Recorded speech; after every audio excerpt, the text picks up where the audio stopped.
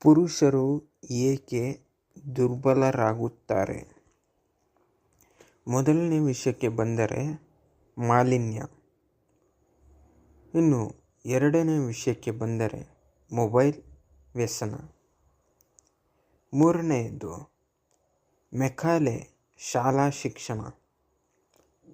ನಾಲ್ಕನೇ ವಿಷಯಕ್ಕೆ ಬಂದರೆ ಸಮಾಜದಲ್ಲಿರುವ ಕಾನೂನುಗಳು.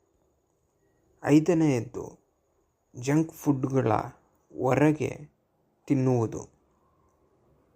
ಆರನೆಯದ್ದು ಹಣದ ಅತಿಯಾದ ಖರ್ಚು.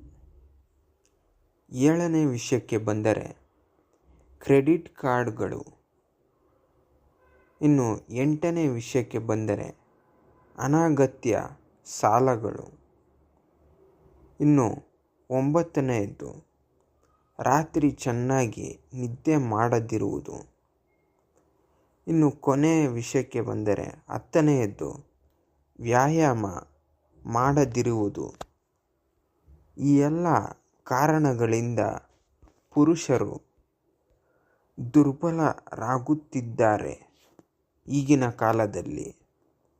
ಈ ವಿಡಿಯೋ ನಿಮಗೆ ಇಷ್ಟವಾಗಿದ್ದಲ್ಲಿ ಲೈಕ್ ಮಾಡಿ, ಸಬ್ಸ್ಕ್ರೈಬ್ ಮಾಡಿ.